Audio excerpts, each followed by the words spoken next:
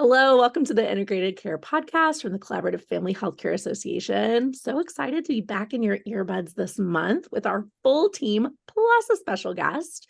We're so excited to have this conversation today about innovation and change in organizations, and really thinking about a case example of what that looks like to highlight someone from our community at CFHA and the work that they've done. But first, we're going to start with our introductions the way we always do. I have to tell you, as always, or a lot of the times, I'm pulling this question kind of from my personal life. So listeners know that I've got 4 kids. Now they're old compared to when we started the podcast. I have Henry, who's 8 and in 2nd grade. And then I have Alex, James, and Luke, who are triplets, who are in kindergarten, and we are busy all the time. And this year I've decided is like the year of extracurricular activities. They're big, like gamer kids. In fact, the triplets discovered that esports are a thing and they want to join an esports league. And I was like, I don't think that exists for kindergarten yet. We're going to have to wait.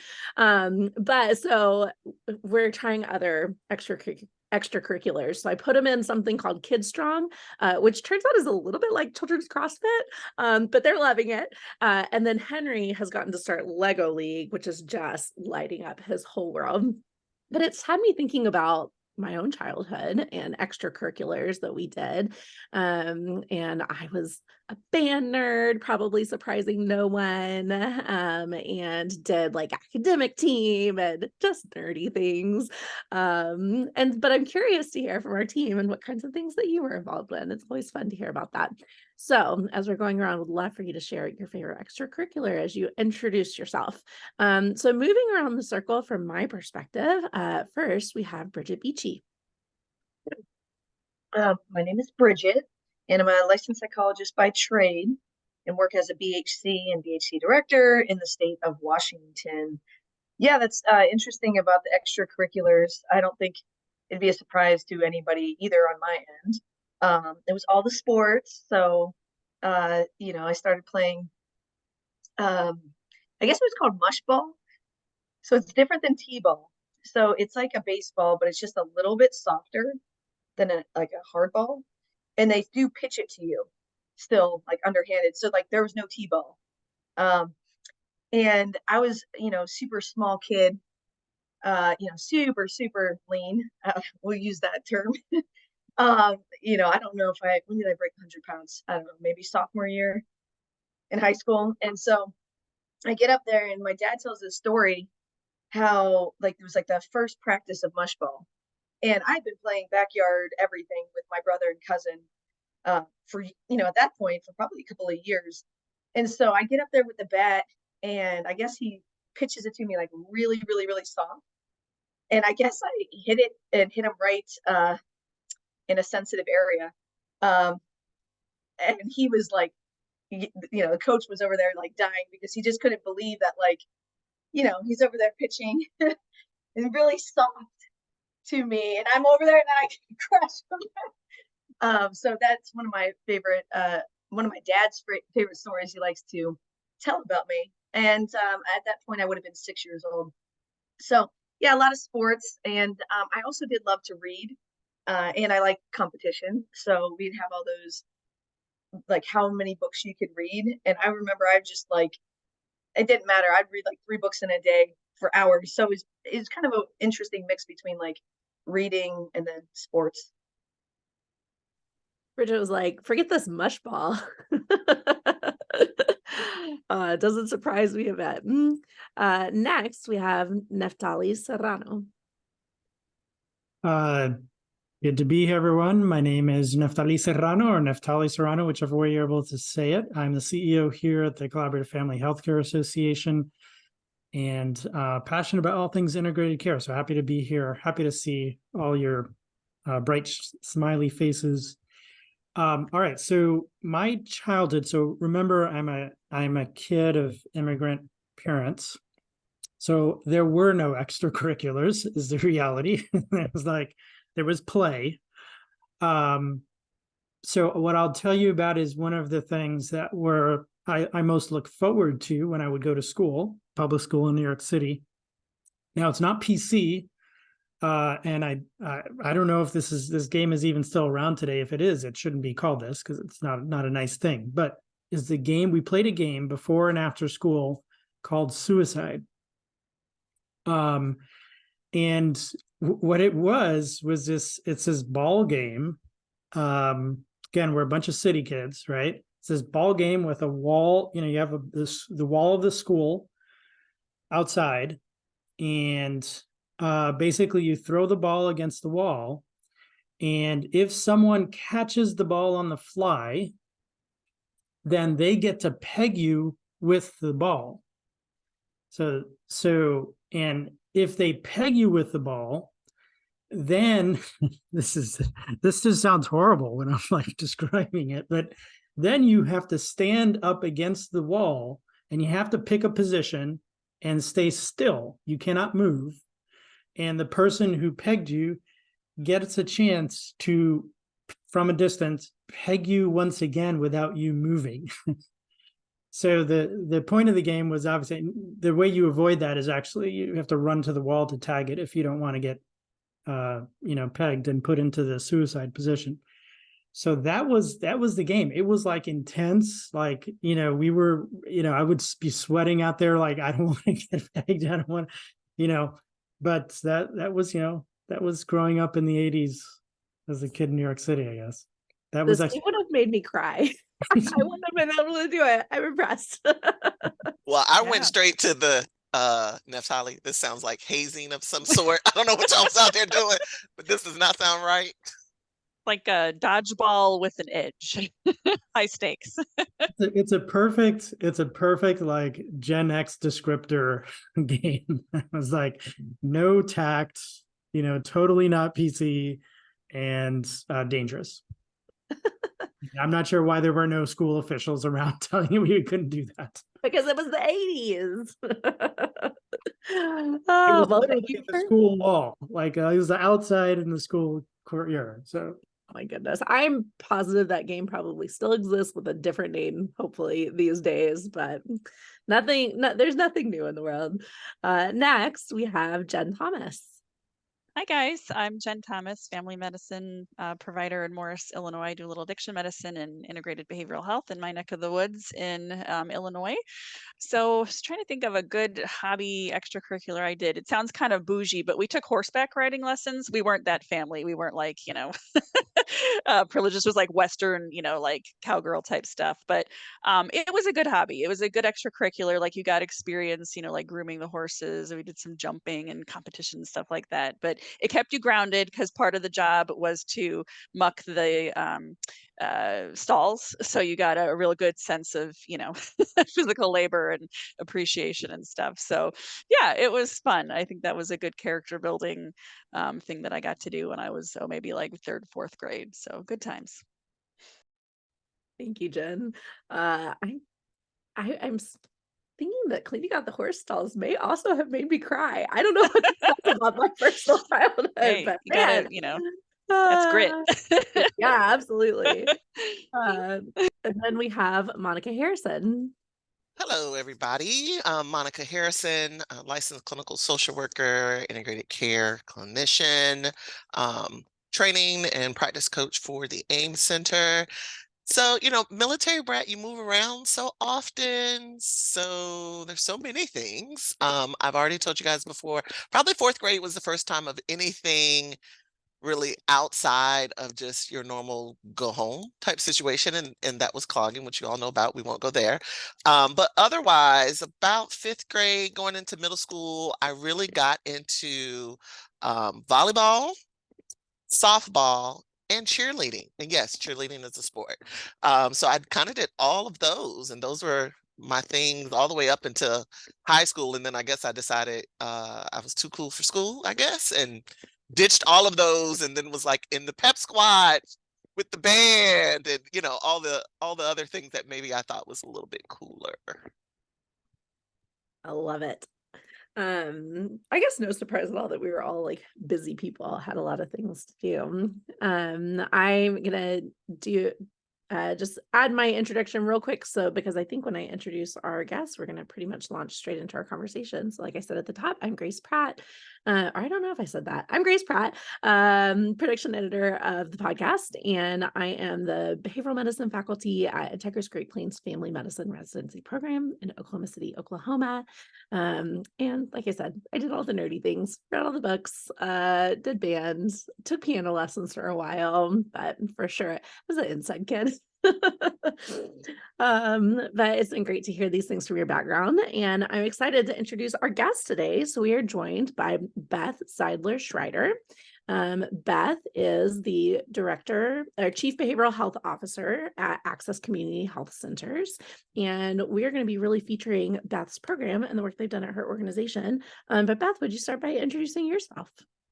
Yes, so I'm Beth Zeidler Schreiter. I'm a psychologist by training, and I'm the Chief Behavioral Health Officer at Access. And I was a soccer kid. So I just will share that part as that growing up. But I have two brothers. I was the only girl. And so I had my mom start me out in dance, and I just was not necessarily energized by that in the same way. And so had an opportunity in third grade to start playing soccer, and that's what paid for my college and kept me going. And now I'm coaching U8 soccer here in Waunakee, Wisconsin. So yay for soccer. And yes, I was not the dancer. After many illnesses on recital days, my mom gave me a pass and let me try something else that more energized my soul. We actually have some serious athletes on this podcast, because between Bridget and Beth, so Beth doesn't like to toot her own horn, but I do know that I think do you still hold the record at your college for goals? I do. Culver Stockton College Wildcats, 81 career goals right here. Oh, yeah, that's serious. So between Missouri, Beth, Bridget, and Monica, we've got some serious athletes here. Mm-hmm. Yeah. Well, Beth, we're so excited to have you here. And we're going to really lean into hearing more about what's been going on at Access and your role there, and the work that you guys have done in your organization. Before we get to that, Naftali, is there news that we want to share? Yeah, so those of you who've been listening faithfully know that our conference is coming up here in a few weeks. I think we've got about 3 weeks till the conference gets going in Phoenix, Arizona. For more information, visit integratedcareconference.com. You could be listening to this in 2 years, so it may not make a difference for you. But if you're listening now, register now. We do have a lot of people coming. So we've hit 600 registrants just yesterday. So that means we'll probably hit somewhere over 700 or so by the time we get to the conference date. And hotel rooms are running out very quickly. So definitely get those in place as well. So yeah, integratedcareconference.com. Awesome. Thank you. And I wonder, before you go on mute again, Naftali, if you would tell us a little bit, because this podcast this week and having Beth on was your idea, which I always appreciate a bit of assistance there with, ideas for what we're going to talk about. And I'm curious kind of how this conversation came about, and what was the thinking behind that for you? Yeah, well, Access has done a lot of things that I think are really crucial for other health systems and clinics to model themselves after, particularly in the way that they have been able to forge relationships outside of their health center to leverage it on behalf of their care teams and patients. So just to give you kind of a sense of what some of those things are, just recently, and this is actually going to be a presentation at the conference, Access was able to advocate together with the Wisconsin Primary Healthcare Association for turning on CoCM codes in the state. And then very recently, the general BHI code in the state that is still to come in the next year or so. And then to pilot that. And that took years of collaborating across the state association and with the Department of Human Services at the state level to make this happen. And a lot of times as clinics and clinicians, we feel powerless and we feel like we don't have avenues to make those things happen. but Access has found ways to do that. The other space that Access has also excelled in that I'm looking forward to hearing from Beth as well is in the area of substance abuse treatment. I mean, before MAT was even a thing, Access started what they called a health promotions clinic, which was basically a clinic led by an addiction medicine specialist and a group of fellows and BHCs to provide care for folks struggling with substance issues, including but not exclusive to Suboxone care. And then now Access is in a position to really be a state leader in that realm and help other clinics learn how to make this happen and normalize that for primary care.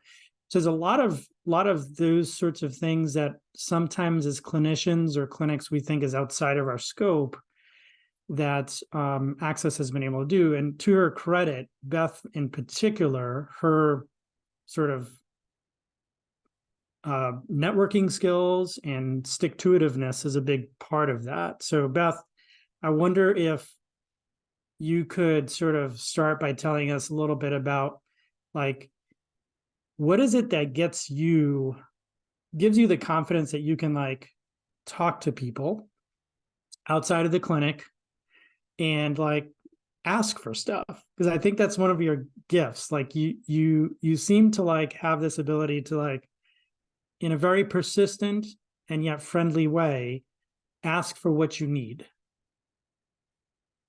Thank you for that, Naftali. You know, I have a good friend of mine who's from New York, who used to say I was Midwest direct, which is different than East Coast direct. And your ability to be very friendly yet assertive in asking for what you need. And one of the things that I think is unique about the landscape in Wisconsin is this partnership we have with the Wisconsin Primary Healthcare Association, which is called WIPCA. And there's some just amazing players there. And they're our unifying body for our 19 community health centers and sister health centers in the state of Wisconsin.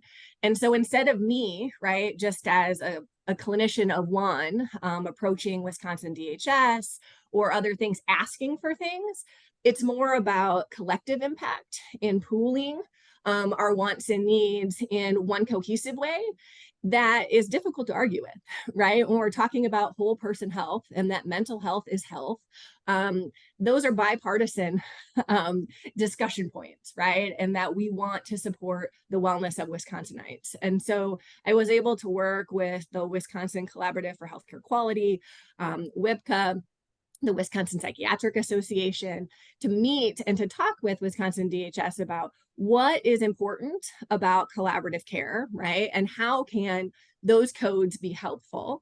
And I will just own, like, I grew up as a PCBH purist. I grew up working in an FQHC. I trained under Tina Runyon in Springfield, Missouri. Then I came to Access and trained with Naftali in PCBH. And so that was really where my sphere of understanding and influence was.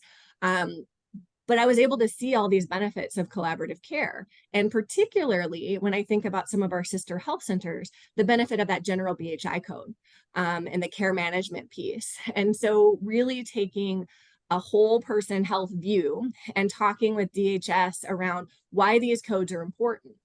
And you have to understand the reimbursement landscape that exists in Wisconsin. So health centers in Wisconsin get reimbursed at what's called the Prospective Payment System, or PPS. And so each eligible encounter gets one reimbursement rate for those that have Medicaid. And so whether they see me, they see my medical provider, they see my consulting psychiatrist, those are each visits or encounters that we get the same reimbursement rate for. And the reason we get the same amount is it's about whole person health. So it's all those other touches. So we have, you see our patient services team, we have interpreter services, we have our health benefits counselors, we have the registered dietitian, right? All of these other services that exist to wrap around the patient, but you have to tell the story. And I think that's the piece when you can narrate the impact on individual patients, the impact upstream, right, around prevention and the importance of funding services within primary care, and telling the story and connecting the dots for ultimately the people that are making the decisions around healthcare teams are getting paid and reimbursed for is really important. And as Naftali mentioned, I'm really persistent. and I have a chance to ask the same thing in different ways in the event that I don't like the first answer. And it's not to be like annoying, right? But it's more of like, yes, I hear you. And could we think about looking at this in a different way? Could we think about ways to partner in this way? And I just want to give a huge shout out to WIPCA, because I couldn't do this as a full-time, leader clinician, where I'm doing clinical care and I have a team of 15, to be able to approach and connect to get these advocacy pieces. But I can talk to them about what we're seeing on the front lines in community health centers, where are the pain points and how I need support and help. And here are some things I think could help. And then they're able to help advocate, right, in a more systematic way. So to have a unifying body that, one, asks clinicians what they want and need is unique and helpful. But two, then to take action steps. And I just get to talk, and then they make it look pretty in a white paper, and they, bring it on to DHS or set up meetings, is really a way that we're, I think, optimizing each other's skills and talents to help move healthcare forward in our state. That's amazing. Right? Just saying. There's applause happening. Yeah. There already are so many pearls, I think, coming through for our listeners, and what you're saying, Beth, in terms of it's not just about the needs of one clinic or one clinician or one, one group of people, but it's combining forces and really thinking about how can you maximize the perspectives of the resources that you have and the energy that you have, and also that you keep going. And if it doesn't work the first time, you try it a little bit differently. I was going to ask you if you would back up a little bit in terms of like your history, because we're kind of starting at the end, and these are exciting things that you guys have put into place, and you can hear how there's been sort of a mutual pushing forward of like clinical advancements and then reimbursement advancements, and like going kind of that recursive process. But I'm curious a little bit about the history too, because you mentioned, working as a clinician in the past, and I was seeing on the website that you've been with Access since 2008. So like, how has that evolution been for you, and what has that looked like over time for you and for the system? Yeah, that's a great question. Yeah, just last month I celebrated 15 years at Access, which is awesome. And I was just joking with Naftali. I ended up in Wisconsin by complete accident and happenstance. I met him at CFHA. That was in Colorado. And my husband at the time, like now, he wanted to go to Colorado. So he had moved to Kansas City for me to do my internship at the University of Kansas Medical Center. So we were talking about postdoc, and he's like, let's go to Colorado. I was like, yes, I'm going to find a postdoc in Colorado, and we're going to set down roots. So I met Naftali in Colorado. Totally thought he was from Colorado. So he's telling me all about this awesome program. I'm like, yes, this is great. He seems great. Like, this is going to be awesome. Where are you? And he tells me Madison, Wisconsin. And I was like, oh, that is not what I thought you were going to say. And so I was like, well, this is still really great. I'm telling my husband, like, I know that's not Colorado, but this could be really cool. And so I came and interviewed at Access. There's like 20 inches of snow on the ground. And I was like, I don't know if I can do this, if this is where I want to be. But after interviewing and seeing the mission of Access and the work that we were doing, I was like, this is where I belong. And so I came as a postdoc, and I never left.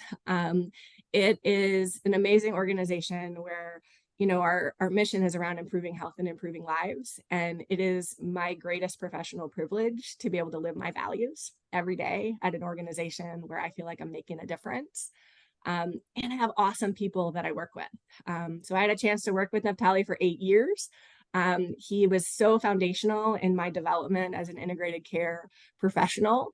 And so when he left, I took over as the chief behavioral health officer. So I went from, full-time clinical work to then being in an administrative role. And, Naftali, as an innovator and the founder of a program, those are big shoes to fill. And that was intimidating, right? Of, can I do this? What is this going to look like? We have different leadership styles. And so how do you go from being a peer, right, to your teammates, to then being a supervisor, and what does that look like? And then, now I'm a senior leader, right? So you're like, what does that mean? And how do I really help chart a path forward? And, there's been a lot of learning.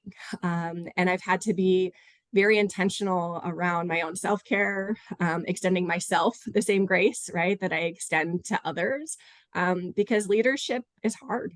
It can be really challenging, and you bear this like different pressure, right? When I felt like I was a clinician, I knew how to lead my work at work. And when you start to manage people, you feel that responsibility, right, of helping to create and maintain a culture where people feel valued, appreciated, and can thrive. And so there's just been a lot that's happened then in the last several years, which I think it's now been 7 or 8 now since you have left at Access. I think it's coming on 8 years. Yeah. Yeah. So what has happened, right, since then? Well, I mean, we've grown as a team exponentially. We have a really awesome training program. So as I mentioned, I was a postdoc, but 10 of our 12 BHCs trained at Access in some capacity. And so we've done this model of like train and retain, train and retain. And one of our really big emphasis is we want to have people get exposure to what it's like to work in a community health center, what it takes to serve a diverse population and to really partner with individuals in their healthcare and wellness journey.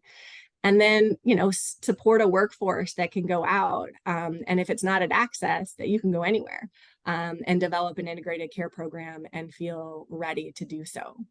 And so that has been really cool. And yes, Bridget, I know you are train and retain as well, which is so important. And I think we're not going to get what we need from the workforce solely by churning out more masters and doctoral level providers, right? We have to be able to leverage other team members and really invest in training of the healthcare team as a whole.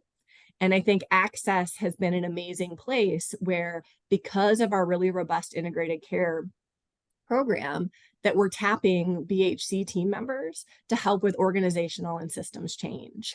So Dr. Megan Fondo on the behavioral health team is doing so much related to training, and not just training of our clinical trainees, but training on an organizational level related to trauma-based care and de-escalation, bias, in groups, out groups, the way that we are inclusive on our teams.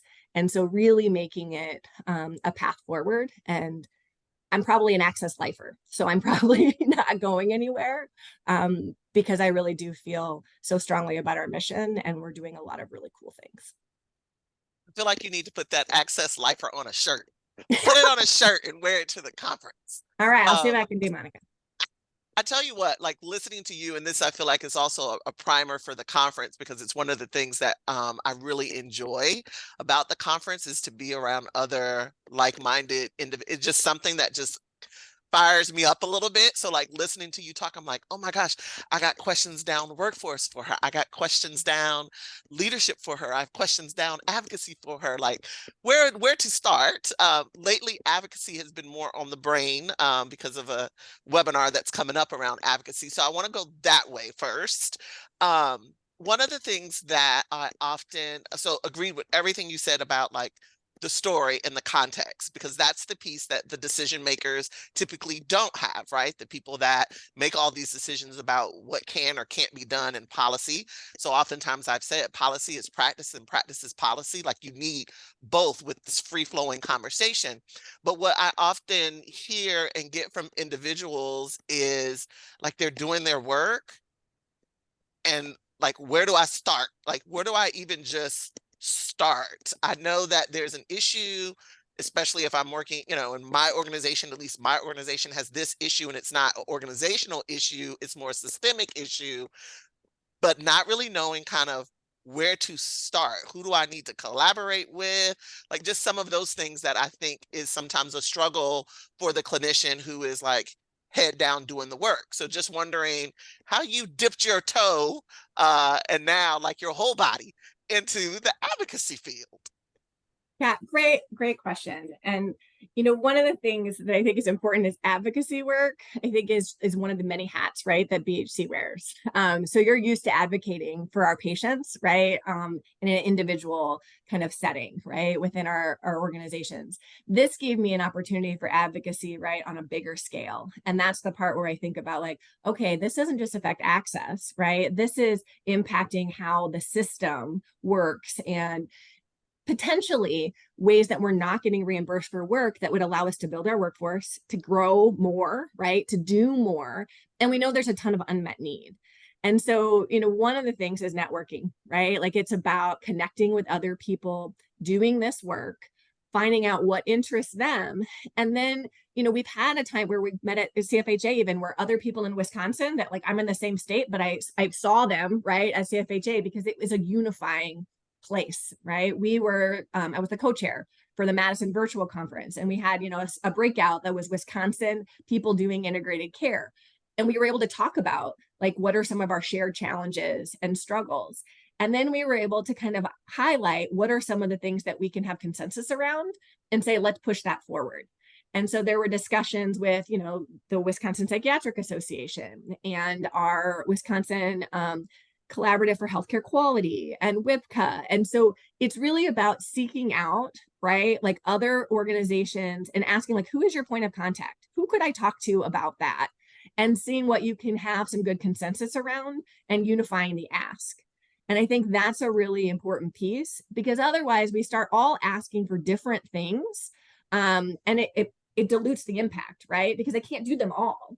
And so to be able to say like CoCM codes, right, in the state of Wisconsin are so important. And I think that is really crucial. I will also own though, that now that I'm the Chief Behavioral Health Officer, I only do 20% clinical time.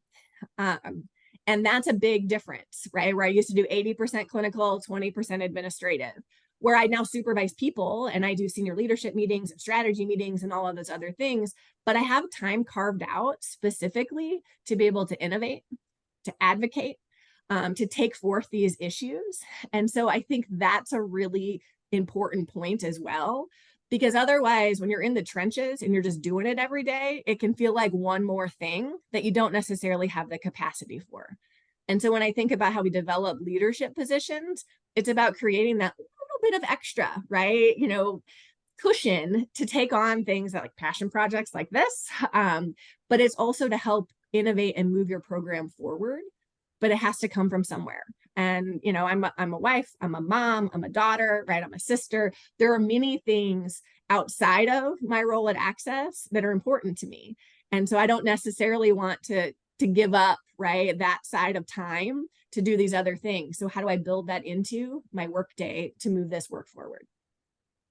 That's so powerful about protecting time and especially protecting time for creativity and time for something new. Because that is so energizing when you get to pursue a passion and when you get to another thing I think that's so energizing that I hear you saying that we've heard from, other innovators that we've had on the podcast is like the importance of relationships.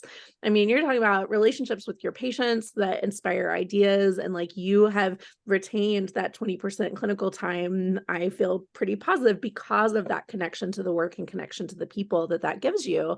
But then also connections and relationship with other people that are doing this work, connections and relationship with the leaders in your state, relationships across the organization and across different ideas. And those conversations, like I also, in conference, it's like the little margins, it's the thing around the edges. And we share our formal presentations and we share, our peer-reviewed stuff, but so many times it's the hallway chats or it's the in between, like, oh my gosh, that just gave me this idea. And so much grows out of that. So just like relationship. And there's some great stuff on the chat here that I want to point out that amplifies some of this as well. I think the protected time that actually comes from relationships.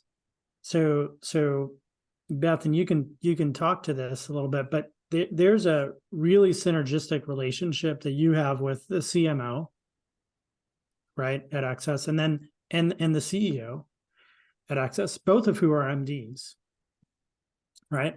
And and their ability to form a relationship with you helps them to understand, actually, this is to Access's benefit. This is part of our strategic advantage that we give Beth this protected time. You know, Jen put in the chat how, like, her site, and you've talked about this before, Jen, many times, about how it's been hard for you to advocate at your center because you're seen as a widget maker, right? You produce RVUs, and that's the way you're measured, right? And I actually, Jen, I wonder as a contrast, like, do you feel like you have that relationship with those key players, or is that like one of the key barriers there?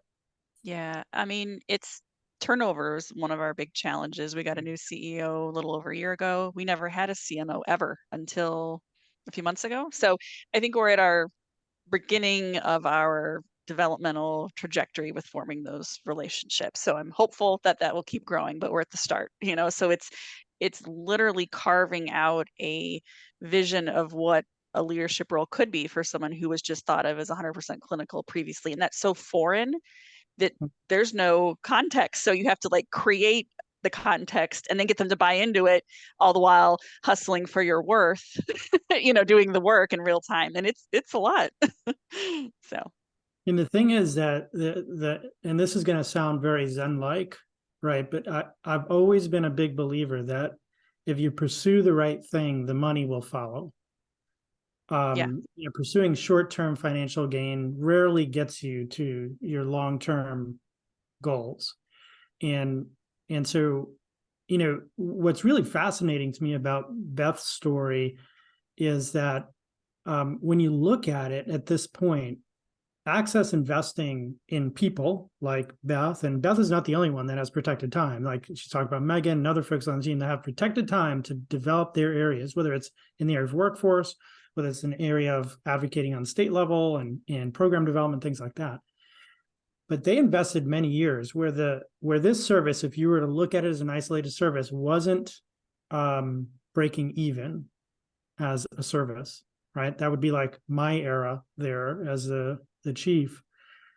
Right at the time that I left, we were getting close to breaking even most years, but it was still, by the skin of our teeth, right?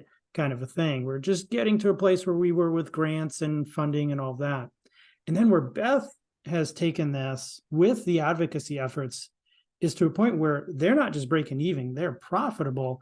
They're not only profitable, but they're at a place where nearly every, and this blows my mind, right? And for someone who's been in integrated care for 22 years, nearly every activity, by next year, nearly every activity they do as a team is going to be reimbursable. Nearly every activity. I'm talking about e-consults with the consulting psychiatrist, care coordination work, FaceTime with the patient,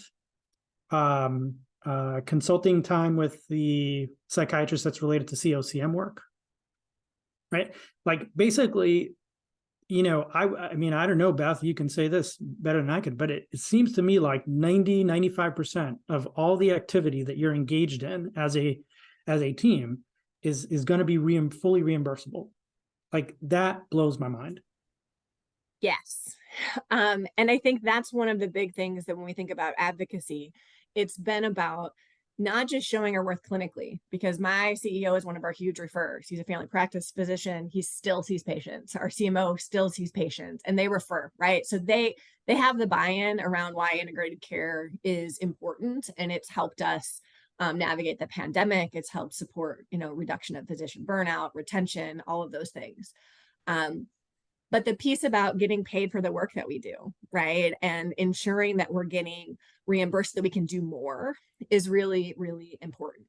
And so the collaborative care codes just went live, right, in our state in July of 2022. It didn't include the general BHI code. So we've been advocating around that. We've gotten DHS to say, yes, we're going to approve it. It's going to be the next 6 to 12 months before it's implemented. It was important for general BHI code because there are places in our state that don't have consulting psychiatry, right? So CoCM doesn't necessarily work.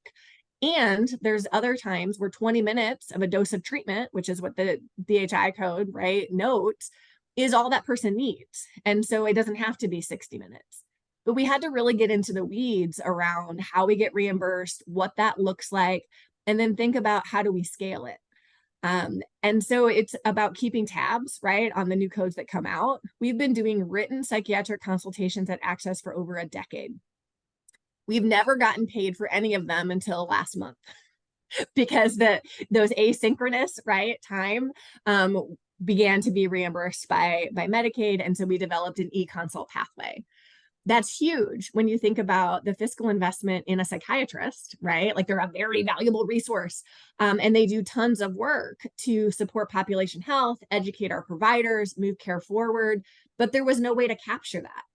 And so now we're leveraging all of these different ways to get paid for all of the extra work that it takes to support really quality of care. And so I've had meetings with our medical operations strategy team around how do we quantify this? What is the vision around the general BHI codes? Well, we have a really robust SUD treatment program. We just won the WIPCA Performance Excellence Award, which is one of the things I thought I was going to talk about today to just highlight. But we're not stopping there, right? With this general BHI code, our nurse care managers that are doing outreach to our patients that are receiving buprenorphine or Vivitrol for an opioid use disorder or alcohol use disorder are doing 20 minutes of care coordination every month already. But can we hire more nurses to do more of that, right? If we can get reimbursed for that important work? Yes. And so we're already talking about how would we leverage that code and building our teams. And I mentioned we get paid right on this PPS prospective payment system, but that's the right now, right? To maximize what we're doing to get reimbursed for it so we can do more. But it's just one more step from the larger strategic idea around value-based payments, right? You start building the care teams that ultimately support optimal outcomes, that when we do get to that point as a state, we've got our teams well established. We've got a model of care that is working, that is patient-centered, and that's already hitting, right, the quadruple aim. But it's about these steps. And I'm a doer, so I like to do things and I like things to move quickly. However, I've had to really temper, right, my expectations of knowing change is slow. And so how do I invest in the now, right, with an eye to the future, while you're also foreshadowing for people what you hope to see come, because those plant seeds, right? And that is slow sometimes to mature, but we will get there.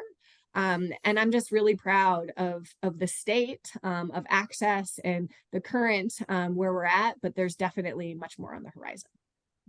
Can you teach us a little more about the prospective payment system? That's so cool. It's different than fee for service. Like where I am in Illinois, if I charge a collaborative care code, a 99492, we charge $305. We get paid $69 by Illinois Medicaid. So it's a fraction.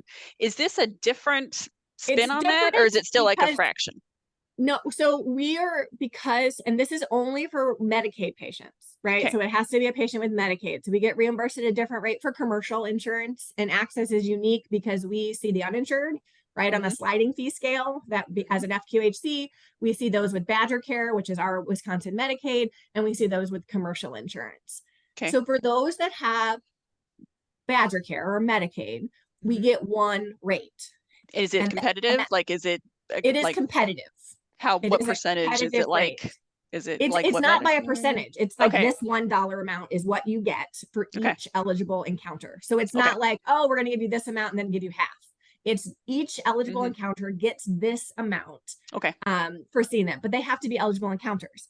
And so it's not necessarily like a nurse visit, right? That's not an eligible encounter with a provider. It has to be with a BHC clinician, one of our dental providers, our medical provider, our psychiatrist. Those are billable encounters. But it's intentionally done that way because, and it's a competitive reimbursement because it covers the whole cost, right, of this population, in that all those extra things that you're doing while they're there, right, that aren't necessarily reimbursable.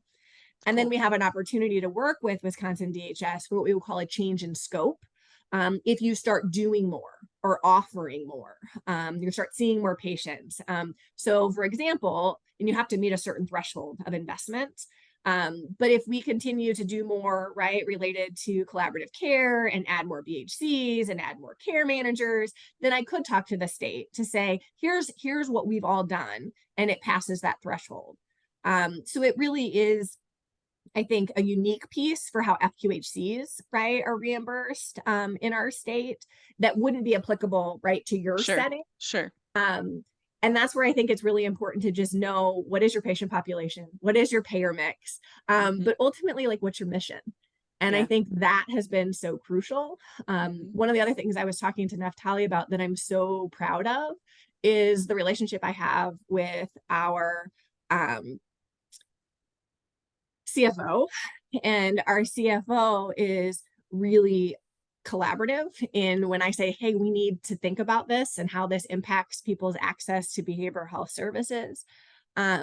That we have a sliding fee scale, right? That's based on, what is governed by HRSA, but we have a separate sliding fee scale for behavioral health visits. They're not the same slide as our medical provider visits.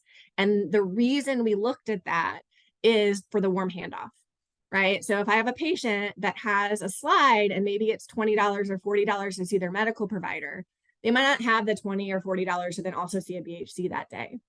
And what they told me was I couldn't just waive it, right? That wasn't a possibility.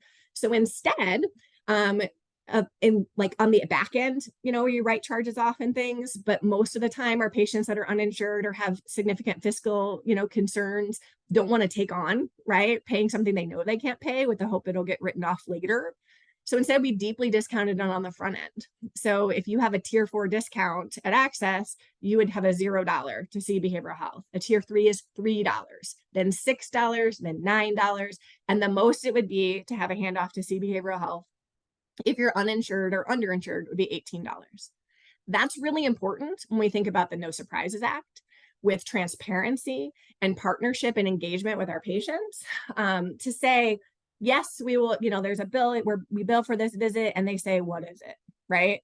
That we can say transparently what that would be. And we've had a lot more yeses, right, to handoffs, because it's like, I can engage with that, right? I don't have to choose between whether or not I have money for rent or to buy food versus prioritizing my mental health. It's saying your mental health is health, and we're going to invest in making sure that we remove cost barriers to getting the care you need. It's interesting when, like, hearing you talk about those very specific things to your state, your clinic, your system, because as a listener, and I'm imagining some of our listeners are thinking, well, that's really different from my system. But I imagine if we asked you, you could name, like, some of these things started as barriers and you pivoted them to, like, these constraints in some ways make you more creative, because you have to figure out, okay, here's what will work, here's what won't work for my site. So I'm not going to pursue this other really cool thing or this other way that this other clinic is doing it, because these things that maybe are like, they told you, like, you can't just write it off. Okay, well, right. That's frustrating, right? To not just Right. be able to be like, okay, no, but thinking about, okay, but what will this look like? Or how does that lead me to a different idea? I feel like it's such an important way to pivot and to look at our barriers or constraints as like a container to help us sort of steer into a different spot of creativity. Well, and I think it's also about, again, it goes back to relationships, Grace, right? Like, our CFO was willing to have this conversation with me where, she's like, oh, I hadn't thought of that. We haven't ever done that before. And I was like, but could we? Right. And she was like, let me think about it. And so we brought it back and we looked at it. And so there's a separate fee schedule, right, for behavioral health visits. And so it removed that barrier. It removed a pain point for my team. It made it more accessible. So the percent of, uninsured patients seeing behavioral health is higher than it's ever been. And it's about removing barriers to care. Similarly, it was the same with some of our SUD work, right? So as an FQHC, we have the slide and it costs a certain amount. They apply to the pharmacy too. And so if you were getting started on buprenorphine and you had, to fill your prescription every week, if it was $25 a fill, you could get a month, but because we're doing it week by week because you're early in recovery, then you're paying $100. That could be cost prohibitive, right? To be able to do that and to get there. So we worked with our CFO and leveraging our 340B, right, pricing as an FQHC, to you can get Narcan or Bupe as an uninsured patient if you applied for our clinic discount for $1 a fill, because it's removing that barrier, right? So it's that investment piece in our patients, in the mission, in population health, in harm reduction. But our CFO wouldn't have known that, right, if we weren't sitting down and talking and had the relational currency to say, this is a barrier. and I have a patient who's uninsured that doesn't have $25 to get Narcan, doesn't have transportation to get to public health to get it free. How can we leverage our pharmacy and our pharmacy benefit to get Narcan in her hands? This is incredibly inspiring. And for those of you out there who are listening to this, I hope this is inspiring to you and helps you kind of think through, yeah, if I can build those relationships internally, that's the place to start, right? Because Beth didn't go out there on her own and just like start doing all this stuff with WIPCA and WCHQ. She went there because she really was platformed by her organization and had the full support of her organization to look down the road. And I hope it's also inspiring for you all listening out there, because you hear this and you're like, oh, wow, like they intentionally reduced the amount of money they're getting from patients because they thought in the long run, this is going to be better for us, right? And Access is not a struggling financial clinic. Like Access is on a growth pattern, not a contraction pattern. So it just is an incentive, hopefully, for those of you out there to inspire your leaders to be more visionary in that sense, to shoot for, I love this quote by Wayne Gretzky, be where the puck will be. Don't skate to where the puck is, skate to where the puck will be, right? That's how you score. And I think that's what's inspiring, because it's not all of this is about like optimizing billing and, extracting as much current day value as you possibly can. You shouldn't really be operating healthcare like a private equity fund. If you think about the things that are really important to your care teams and to your patients, that actually is the best financial decision 99% of the time, right? And this is a real life story of an organization that is thriving financially, growing, and making these value-based decisions. You mean to tell me they looked at health equity for the patient population that they're working with? That's what you're trying to tell me? Yeah, amazingly enough, it pays to do that. Well, I mean, it's on our strategic plan, Monica. It's called out, right? Of like our strategic plan highlights the focus on reduction in health disparities, promoting health equity, ensuring, right, equitable access to quality care. The other thing I want to highlight here is how we bring these wins clinically and celebrate our care teams back. So when we won, right, the WIPCA Sud Award, we did a trophy traveling around to the clinics, and we had coffee and pastries and just had a moment to collectively celebrate each team member, right? Because it went from the registration to the support staff, to our medical clinical aides, our nurses, our medical providers, our BHCs, our BHCCs, right? It's everybody. And we took a minute to just pause and reflect on, we're change agents, right? We're partnering with our patients for better health, for more equitable health. And sometimes it's nice to have external validation, right? With a fancy trophy from WIPCA, but we don't have to just wait for that, right? Like we can take a minute to share gratitude and shout out and say, like, we're making a difference. And so connecting that back, I think, for people is so important. And sometimes in the grind of the day, we miss that. And so being intentional to pause and to celebrate the wins is so important. Well, Yeah, Bridget just gave you a really good shout out theme song for the next time when the trophy's coming through. You play your T-Pain. All I do is win, win, win, no matter what. As the trophy comes on through the clinic. Got it. I love it. Not just to underscore that, if I was like talking to C-suite level folks, who are usually very anxious about financial stuff, and just sometimes they allow that anxiety to drive their decision making, which is the worst way to lead, right? And I think one of the nuggets here is, if you think about how Access invested, it invested in its people. And one of the side effects of that is one of the things that organizations ignore the most to their detriment is that you retain your people. So the stability of your workforce and your leadership is huge for reaping long-term rewards financially. Because if you're not constantly, as you said, Jen, before, dealing with turnover, you're not constantly starting things over, starting initiatives, taking different roads, going different directions. And that's really a big piece of the sort of secret sauce there, that these investments take time to pay off, but they pay off because you retain your staff. And that celebration is part of it, that acknowledgement, that empowerment, that's all part of keeping people engaged and involved in your mission. Down the road, that has to reap rewards for you, financially and otherwise.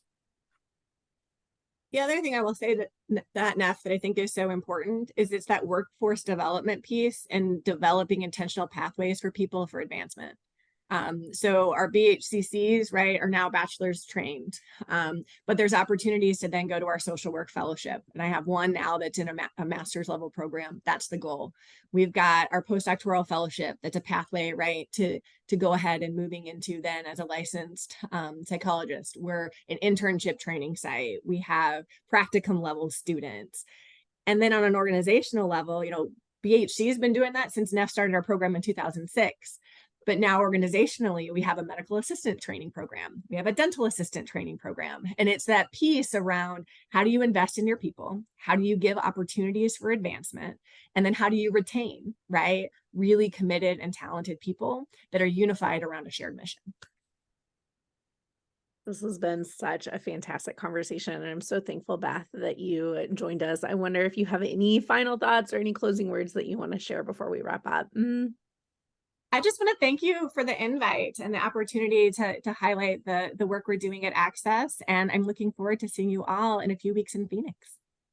Awesome. Well, I'm sure there's a lot to think about for our listeners. I know my wheels are turning. We always can continue this conversation on the CFHA listserv. Of course, we will continue the conversation in person, and we will talk to you again next month. But first, let's go to our closing thought. Thank you so much, everyone, for being here. Thank you for listening, and we'll talk to you again soon. Yay. Thanks, everybody. I just noticed the whiteboard behind Jen. It's got a heart under CoCM OUDMAT. What is that, Jen? That was our pep talk. This is Kathy Levy, my nurse practitioner colleague who did the CHAMP study with us. So she put 2 truths about change. People can change. You can't change them. We need to lead the way. CoCM OUDMAT. And then someone wrote love this underneath. So yeah, that's been up there for like 3 years since we started CHAMP. So yay. Yeah. So, so appropriate for the conversation too. Yeah. Yeah. That's awesome. Well, thank you so much for inviting me. You all are so fun. This is my very first podcast. My 11-year-old told me I was clearly not cool enough to do this. You're like, what are you? I hate to break it to your 11-year-old. I'm going to talk about fun stuff. And he's like, really? Oh, you can vouch that I was cool. Yes, tell them you were cool. Tell them we even sang win-win. I know. I'm going to be like, we didn't do the gritty on it, but we were having a good time. How about that? Thank you so much. All right. Bye, everybody. Bye. Bye, everybody. See you guys. Good work.